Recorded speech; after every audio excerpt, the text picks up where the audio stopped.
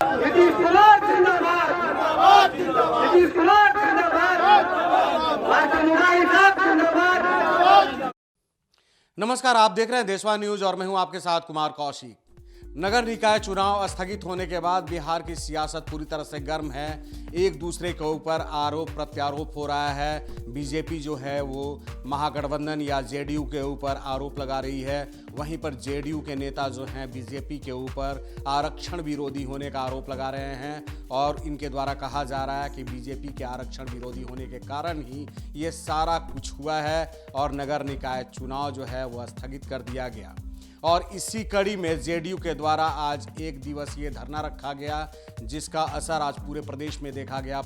पटना में भी जेडीयू के बड़े नेता और कार्यकर्ता एक दिवसीय धरने पर बैठे और जिला स्तर पर अगर बात करते हैं तो जिला स्तर पर भी एक दिवसीय धरना रखा गया। इसी कड़ी में किशनगंज में भी एक दिवसीय धरना रखा गया और जेडीयू के जो स्थानीय नेता हैं उन्होंने बीजेपी के ऊपर जम करके हमला बोला। इसी कड़ी में प्रदेश उपाध्यक्ष मुजाहिद आलम किशनगंज के धरने पर शामिल थे और उन्होंने बीजेपी की सरकार पर हमलावर होते हुए कहा कि आरक्षण विरोधी बीजेपी सरकार जो है उसी के कारण नगर निकाय चुनाव जो है वह स्थगित हो गया। आरक्षण का विरोध शुरू से बीजेपी वाले करते हैं। नीतीश कुमार जी 2005 में सत्ता में आए और 2006 में वो कानून बनाकर अति पिछड़ों के लिए 20% सीट आरक्षित करने का काम किया और तब से ये मामला चल रहा था। जब से एनडीए थे, बीजेपी साथ में थे, तब तक कुछ नहीं हुआ। जब से सत्ता से बेदखल हुए, इनके पेट में दर्द हुआ। कभी ये सीबीआई, कभी ईडी, कभी ये न्यायालयों को जो है बैकडोर से जो है हस्तक्षेप कर इस तरह का क्या काम कर रहे हैं। जो बीजेपी जो आरोप लगा रही है, तो इससे पहले जो मंत्रालय नगर विकास का अभी चुनाव में ये मामला आया है। नगर विकास मंत्री जो उप मुख्यमंत्री तारकिशोर प्रसाद वो बीजेपी के थे और पंचायती राज विभाग के मंत्री सम्राट चौधरी जी थे। तो ये लोग कहाँ सोए हुए थे? ये लोग जनता को गुमराह कर रहे हैं, दिग्भ्रमित कर रहे हैं और सारे अति पिछड़ा के लोग या दूसरे भी जो आरक्षित कोटि के लोग हैं वो सब लोग जानते हैं कि उनका असल हितैषी कौन है। बीजेपी ये जग जाहिर है, हमेशा से वो लगातार कोशिश किए। बीजेपी के बहुत सारे नेताओं का बयान भी सार्वजनिक है मीडिया में कि जो जिन्होंने मांग की है कि भाई आरक्षण को ख़त्म किया जाना चाहिए। और नीतीश जी हमेशा दबे कुचले मजलूमों की आवाज़ बन करके उनके लिए काम कर रहे हैं। तो नीतीश कुमार जी कैसे करें? और यही वजह है कि हम लोग आज धरने पे बढ़ रहे हैं और बिहार सरकार इसके खिलाफ सुप्रीम कोर्ट तक जाएगी। कोई भी जो है हमारे जो है आरक्षण जो पिछड़ों हो, अति पिछड़ों हो, अनुसूचित जाति जनजाति के आरक्षण में हस्तक्षेप करेगा, उसके लिए जनता दल यूनाइटेड परिवार का एक कार्यकर्ता सड़क से लेकर के सुप्रीम कोर्ट तक लड़ाई लड़ेगा। और इस पर पलटवार करते हुए doctor Dilip Kumar Jaiswal MLC BJP ने कहा कि जेडीयू जो है वो झूठ मूठ का तोहमत लगा रही है भाजपा के ऊपर, जबकि सुप्रीम कोर्ट का आदेश था, उच्च न्यायालय का आदेश था कि वो अति पिछड़ी जाति के लिए एक विशेष आयोग का गठन करे और उसके बाद जो है चुनाव होगा। लेकिन उन्होंने न्यायपालिका के आदेश को दरकिनार करते हुए गलत तरीके से चुनाव की तारीख रख दी और उसके बाद चुनाव कराने का प्रयास किया।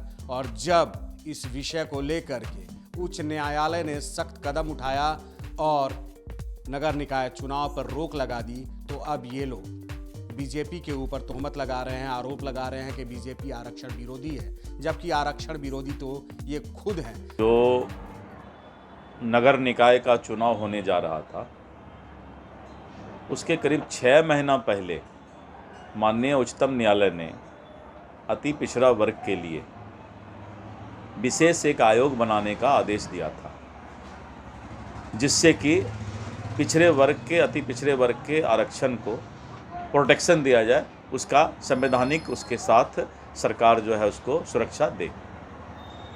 6 महीना बीत गया, बिहार सरकार के पास जो आयोग बनाना था आरक्षण देने के लिए, उसने आयोग नहीं बनाया, उसने कमीशन नहीं बनाया और ज़बरदस्ती जो है नगर निकाय के चुनाव की घोषणा कर दी।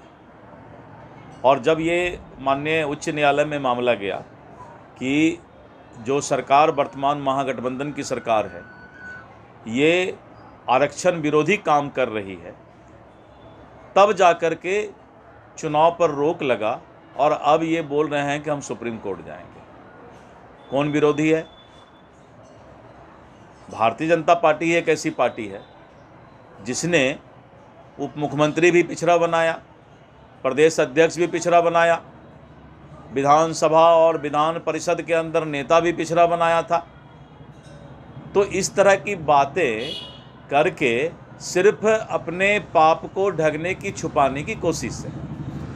और इसी कड़ी में AIM के प्रदेश अध्यक्ष अख्तरुल इमाम ने बयान दिया है कि ये दोनों जो हैं, दोनों पार्टी जो हैं, बीजेपी हो या JDU हो, ये दोनों लोग अवसरवादी हैं, अवसर तलाश रहे हैं इस विवाद में, जबकि ये दोनों जो हैं वो आरक्षण विरोधी हैं। इस वक्त बड़ी बदकिस्मती है देश के लिए कि देश में विचारधारा की नहीं बल्कि अवसरवाद की राजनीति हो रही है। मैं समझता हूं कि अगर विचारधारा है समाजवाद का, विचारधारा है एंटी कम्युनल फोर्सेस को एकजुट करने का, तो इस वक्त लोगों को एकजुट होना चाहिए, एकजुट करने का प्रयास करना चाहिए। तो क्या लग रहा है सर, अगर यही स्थिति रही तो क्या होगा JDU? अगर मैं समझता हूं कि निज स्वार्थ की पूर्ति अगर आदमी चाहेगा तो उससे पार्टी का नुकसान होगा और जाहिर है कि उससे लोकतंत्र का भी नुकसान होता है। इस वक्त समाजवाद के नज़रिया पर भरोसा रखने वाले लोग, यही तो असल आजमाइश है कि लोग लड़ते हैं निज के लिए या समाज के लिए। निज के लिए लड़ते हैं तो लोग इसी तरह की नाराजगी सामने में आती है, और समाज के लिए लड़ते हैं लोग तो समर्थन का मामला होता है। आज देखें आप कि पूरे प्रदेश में एक दिवसीय धरना रख करके JDU ने केंद्र सरकार पर और बीजेपी पर जम करके हमला बोला। तो अब तक के लिए बस यही तक, फिर मिलते हैं नए मुद्दे नए सरोकारों के साथ। तब तक देशवा न्यूज देखते रहिए। अच्छा लगे तो अपना सुझाव देना नहीं भूलिए।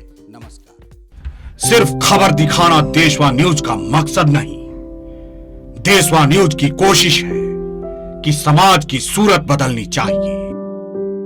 देशवा न्यूज पर वीडियो देखने के लिए लाइक करें, सब्सक्राइब करें, साथ ही बेल आइकन दबाना न भूलें।